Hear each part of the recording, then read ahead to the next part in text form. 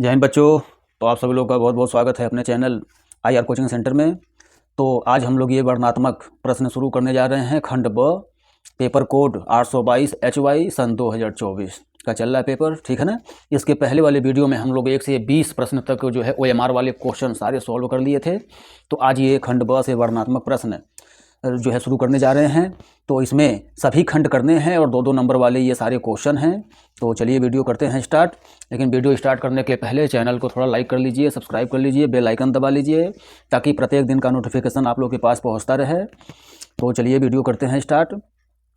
प्रश्न नंबर 1 का क इसमें कह रहा है कि यदि दो संख्याओं का अंतर 26 है तथा एक संख्या दूसरी संख्या की 3 गुनी है तो संख्याओं को ज्ञात कीजिए।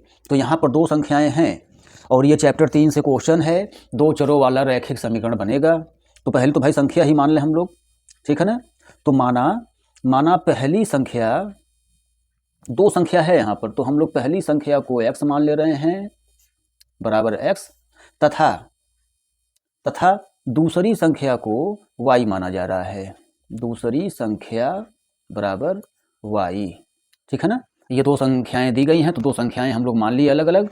अब देखो जी प्रश्न के अनुसार क्या कह रहा है, यानी कि प्रश्नानुसार इसमें कह रहा है कि दो संख्याओं का अंतर 26 है। तो अंतर मतलब घटाना, यानी कि ये हो गया जी, अंतर कर दिए हम लोग, दो संख्याओं का अंतर बराबर 26 और ये तुरंत बन गया समीकरण नंबर 1, ठीक है ना।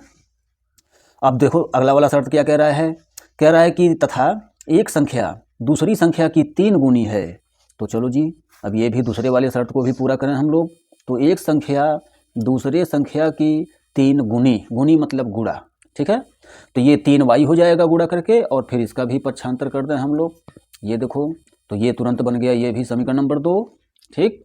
बस अब 1 और 2 को विलोपन नियम से हम लोग सॉल्व कर दें तो जो आएगा वही आंसर होगा, x और y का मान।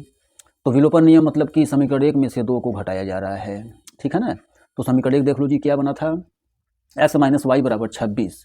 तो x माइनस वाई बराबर 26 और ये नीचे हम लोग समीकरण 2 को लिख दें और ये घटा दें हम लोग।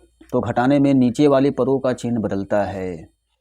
तो बदलता है मतलब ये कि अब तो x से x कैंसिल हुआ और 3y प्लस का 1y माइनस का, तो ये घट के आ जाएगा प्लस का 2y आ जाएगा, ठीक है ना। और 26 में से 0 घटाएंगे तो 26 ही आएगा, ओके। अब 2 से 26 को कैंसिल कर दिया जाए, यानी कि y बराबर हो गया आप लोगों का 26/2 और फिर तब ये कैंसिल, देखो यानी y का मान आ गया 13। चलो जी अब इस y का मान समीकरण 1 में रख दें हम लोग। तो y का मान समीकरण 1 में रखने पर, तो समीकरण एक क्या है जी, देख लिया हम लोग। समीकरण 1 है x माइनस वाई बराबर 26, ठीक है ना। तो x माइनस वाई बराबर 26, इसमें y का मान y के जगह पर हम लोग पुट कर रहे हैं, तो ये पुट कर दिए जी। और यहाँ से अब जो है -13 का पक्षांतर कर दिया जाए तो हो गया जी x बराबर 26 प्लस 13, ठीक है ना। और ये भी जोड़ दें तो 39, यानी कि बस हो गया कंप्लीट 2 नंबर। अतः पहली संख्या को x माना गया था, x का मान 39 आया है, तथा दूसरी संख्या को y माना गया था और y का मान आया है 13। तो ये इस प्रकार आप लोगों का ये दो संख्याएं हम लोग याद कर लिए, 39 और 13, ठीक है ना। तो ये 2 नंबर आप लोगों का कंप्लीट। तो चलिए अगले प्रश्न भाग की तरफ, ख वाला पार्ट। अब देखो ख वाले पार्ट में कह रहा है cot 2a बराबर tan a माइनस 22 अंश है, जहां 2a न्यून कोण है तो a का मान ज्ञात कीजिए। कोई दिक्कत नहीं, जैसे यहाँ पर क्वेश्चन पहले हम लोग लिख लें, cot 2a बराबर tan a माइनस 22 अंश, ठीक है ना। अब यहाँ से जो है a का मान ज्ञात करना है, यानी कि tan और cot दोनों को हटाया जाए। अब दोनों को हटाया जाए मतलब ये कि cot 2a के जगह पर हम लोग लिख सकते हैं tan 90 डिग्री माइनस 2a, क्योंकि ये सूत्र ही होता है tan 90 माइनस थीटा बराबर cot थीटा, ये सूत्र ही होता है, ठीक। तो इस सूत्र का हम लोग प्रयोग कर दिए हैं, tan 90 माइनस थीटा बराबर cot थीटा। यानी कि ये cot 2a की जगह पर tan 90 अंश माइनस 2a लिखे हैं हम लोग, और बाकी जो राइट में है ये इसको ऐसे ही लिखा जाए, ठीक है ना। अब देखो जी, अब यहाँ tan से tan कैंसिल हुआ, यानी कि जो बचा है उसे पहले हम लोग लिख लें। ये देखो, अब यहाँ ए के साइड पर पक्षांतर और नंबर के साइड पर पक्षांतर, तो यानी कि 2a माइनस 2a राइट में ही, अरे लेफ्ट में ही रहने दो, राइट वाला ए पक्षांतर कर दें हम लोग, ठीक है ना। और 90 का भी राइट में पक्षांतर कर दें, देखो जी पक्षांतर के नियम से। अब लेफ्ट में ये -3a होगा, लेफ्ट में -3a हो जाएगा, अब -3a बराबर यहाँ पर क्या होगा जी राइट में, तो राइट में 90 में 22 जोड़ेंगे तो 112, ठीक है ना, 112 आएगा, माइनस में 112, यानी कि माइनस में 112, ठीक है। अब माइनस से माइनस कैंसिल, और चलो जी ये 3 से काटेंगे तो आ जाएगा 3 त्रिक का 9, ठीक है ना, 2 बचा, 9 तो 11, 2 22, 3 सते 21, ठीक है ना, और 1 10 बचा, मतलब कि ये 3 से जो है भाग कर दें हम लोग, 3 से 112 में भाग कर दें तो 3 त्रिक का 9, 2 22, 3 सते 21, 1 दशमलव बढ़ाकर 0, 3 त्रिक का 9 और फिर 3 त्रिक का 9, यानी कि ये आ गया ए बराबर आप लोगों का 37.33, ठीक है ना। तो ये ए का मान हम लोग ज्ञात कर लिए जी, यही आंसर है आप लोगों का, ठीक है ना। तो इसे जो है नीचे वाला ये इतना रफ कर दिया जाए, तो यानी कि ये क्वेश्चन आप लोगों का ओके, ठीक। ये तब अगले भाग की तरफ बढ़ते हैं। अगले भाग में क्या कह रहा है भाई, ग सिद्ध कीजिए कि कड़ी में 2 एक अपरिमेय संख्या है। चलो जी, तो कड़ी में 2 नंबर का है क्वेश्चन, बहुत ही इंपॉर्टेंट क्वेश्चन, ठीक है ना, वेरी वेरी इंपॉर्टेंट क्वेश्चन है। तो भाई एकदम तैयार हो, ये ग वाला पार्ट। तो देखो जी, अब कड़ी में 2 को अपरिमेय सिद्ध करना है, तो मतलब कि वास्तविक संख्याएं 2 प्रकार की होती हैं, एक परिमेय और एक अपरिमेय। तो यहाँ पर जो है हम लोग इसके विपरीत मान के चलेंगे,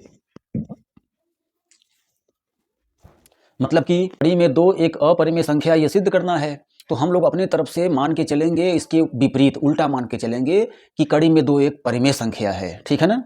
उसके बाद आगे चलकर अपने आप को हम लोग गलत सिद्ध करेंगे कि भाई जो हम लोग माने हैं वो गलत है, और जब भाई गलत है तो फिर हमारी कल्पना जो है वहीं पर अगर गलत हो जाएगी तो फिर कड़ी में 2 परिमेय संख्या नहीं होगी, और जब कड़ी में 2 परिमेय संख्या नहीं होगी तो ऑटोमेटिक अपरिमेय संख्या ही होगी, ठीक है ना। तो यानी कि देखो अब कैसे क्या तरीका है, पहले तो भाई यहाँ पर जो है पहले तो हम लोग मान लें, माना कड़ी में 2 एक परिमेय संख्या है, जो सिद्ध करना है उसके विपरीत मान के चल रहे हैं हम लोग, ठीक है ना, परिमेय संख्या है। तब कड़ी में 2 की जगह पर हम भाई परिमेय संख्या है तो उसे हम बटे के रूप में लिख सकते हैं, परिमेय संख्या है तो, ठीक है ना। जहाँ P और Q, जहाँ P और Q सह अभाज्य संख्याएं हैं, सह अभाज्य संख्याएं हैं,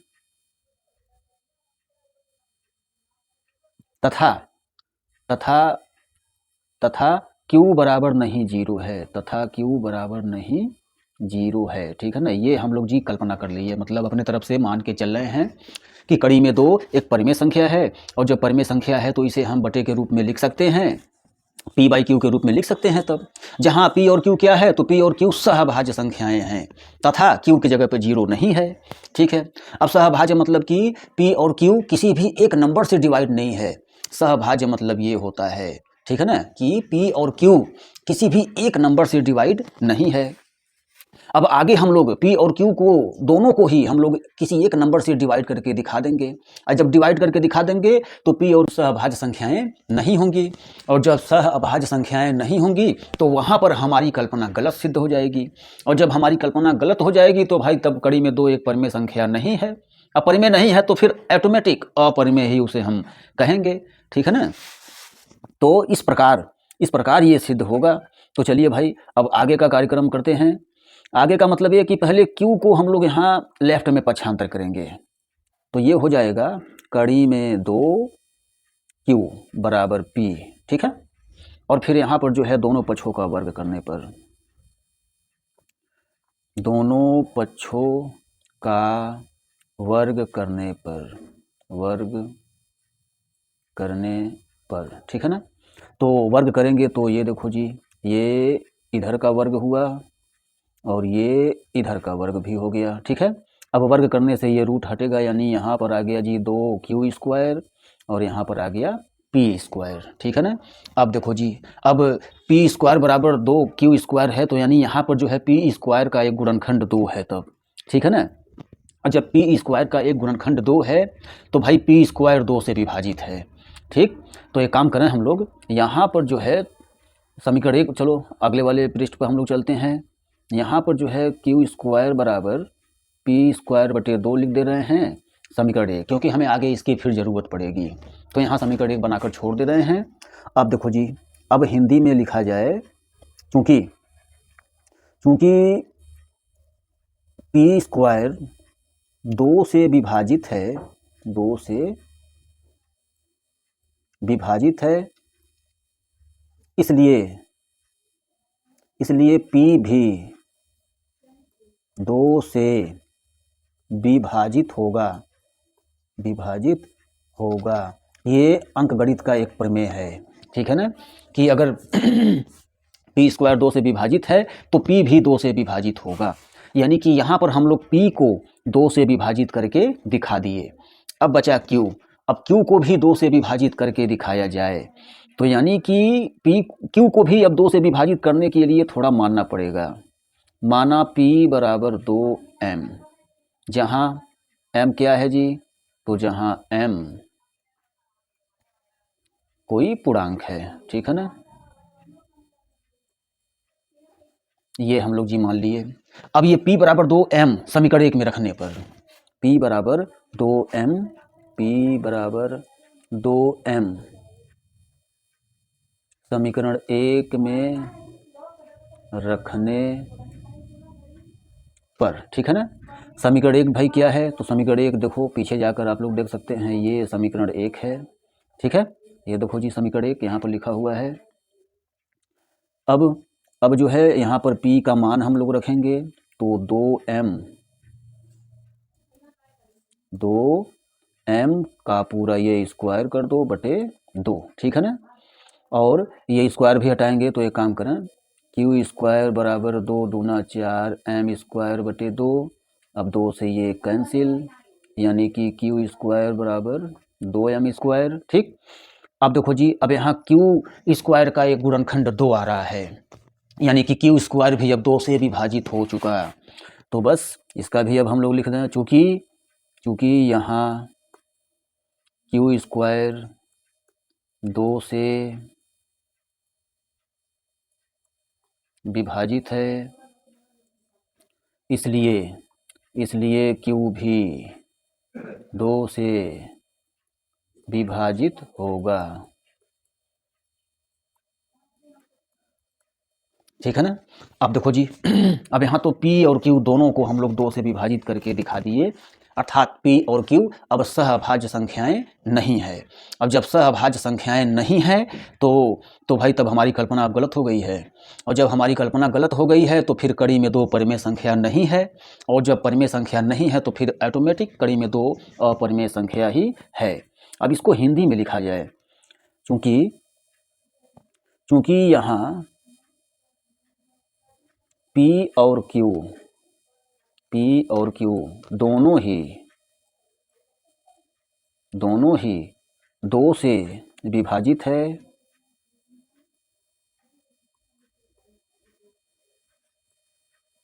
इसलिए P और Q सहअभाज्य संख्याएं नहीं है, सहअभाज्य संख्याएं नहीं है,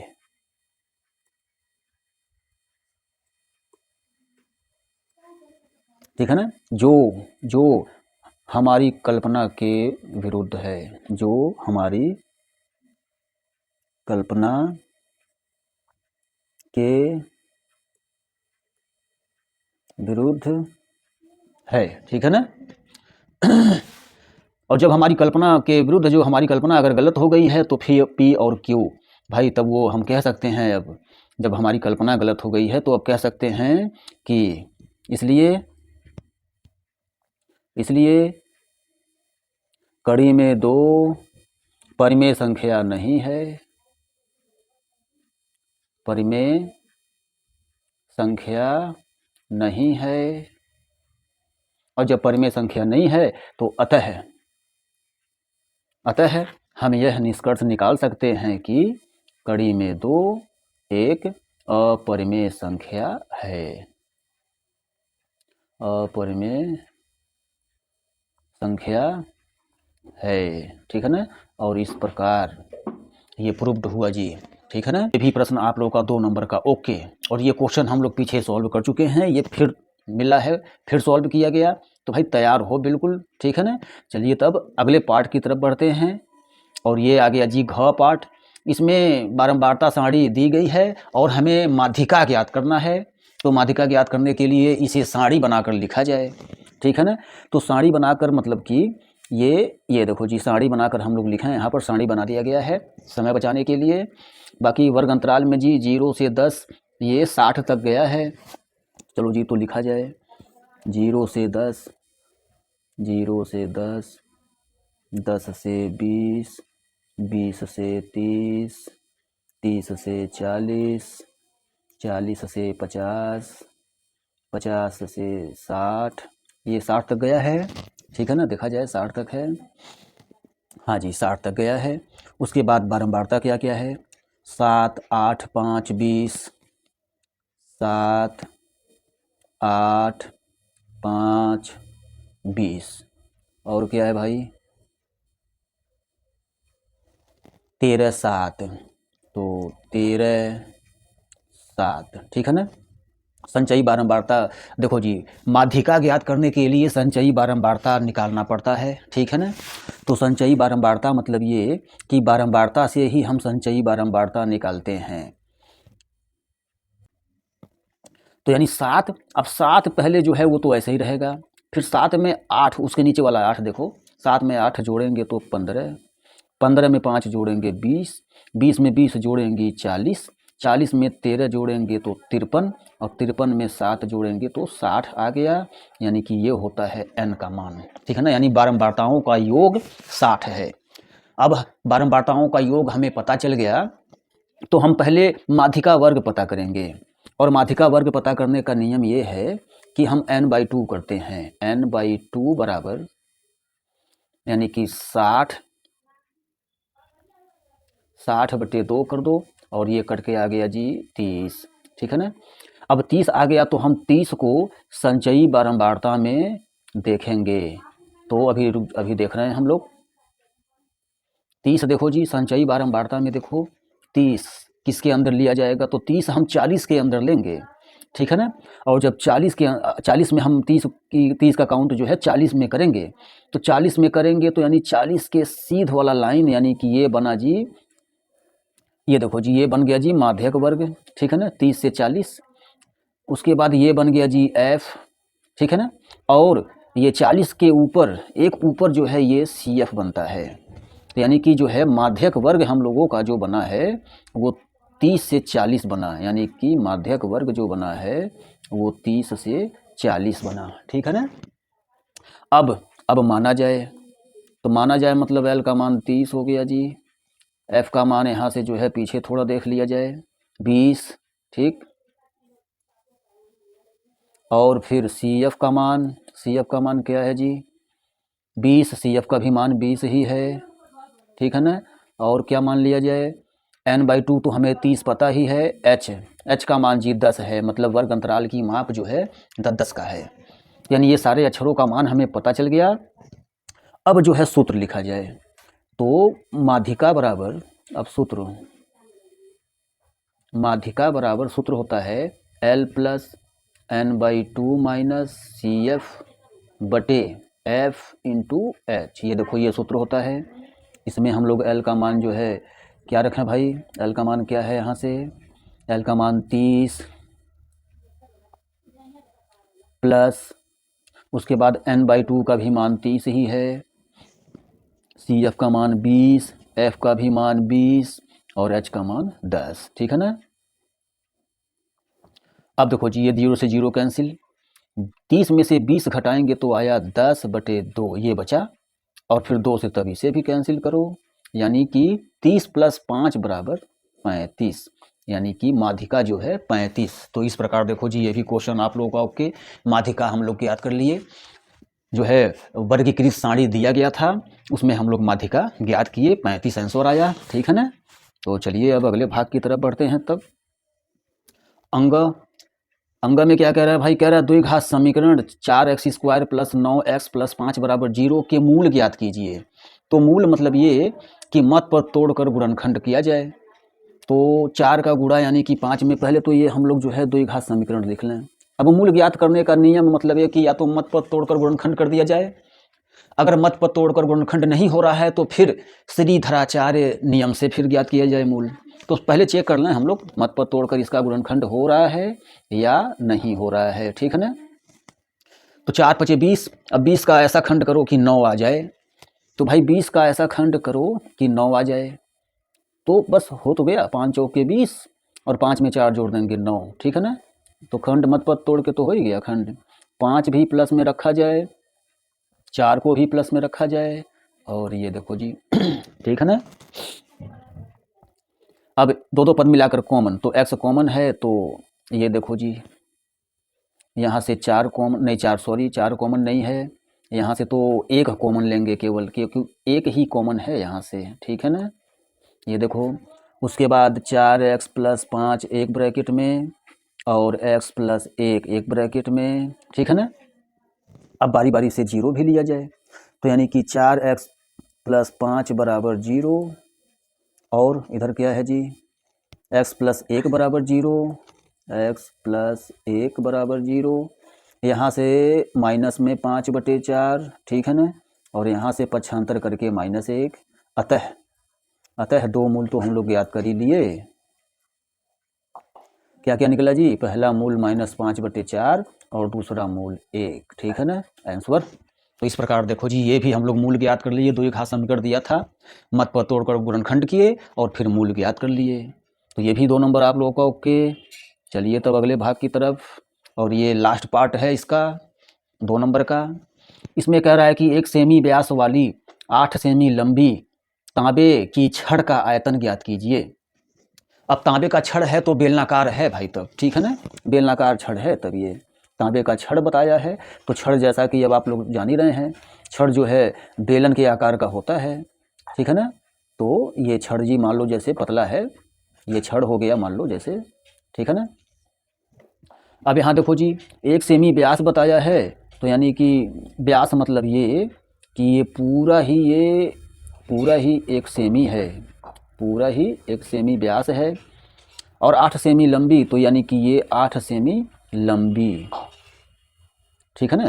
ये देखो, यानी कि इसका हमें आयतन अर्थात बेलन का आयतन ज्ञात करना है, तो पहले मान ही लिया जाए। माना छड़ की त्रिज्या r = 1 सेमी व्यास है, तो भाई व्यास का आधा करते हैं, देख लो। ठीक है।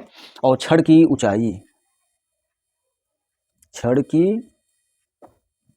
ऊंचाई को जो है h से कर दिया जाए, और ये तो 8 सेमी दिया है, बिल्कुल ठीक ठाक। बस अब वो जो है बेलन का आयतन जो है सूत्र यूज किया जाए, तो यानी कि बेलन मतलब यहाँ पर छड़ है, तो छड़ का आयतन बराबर, अब छड़ का आयतन मतलब कि बेलन का आयतन, तो बेलन का आयतन सूत्र होता है πr²h। ठीक है ना। एक काम करो, पाई का मान रहने दिया जाए, क्या रखा जाए है, बाकी आप लोग रख सकते हैं पाई का मान। r का मान 1/2 है, h का मान 8 है। ठीक है ना। अब पाई गुणे 1/4 स्क्वायर हटाएंगे, यहाँ से 8 है ही। ठीक है ना। और फिर 4 दूना 8, ये भी कैंसिल, यानी कि आ गया जी 2π सेमी क्यूब। ये भी आयतन हम लोग याद कर लिए जी। ठीक है ना। यानी इस प्रकार ये छड़ का आयतन भी हम लोग याद कर लिए, यानी ये भी 2 नंबर आप लोगों का ओके। तो इस प्रकार ये वर्णनात्मक प्रश्न में हम लोग जो है ये प्रश्न फाइनल किए। ठीक है ना। तो अब इस वीडियो में इतना ही रहने दिया जा रहा है और प्रश्न नंबर 2 हम लोग अगले वीडियो में सॉल्व करेंगे। जय हिंद, जय भारत।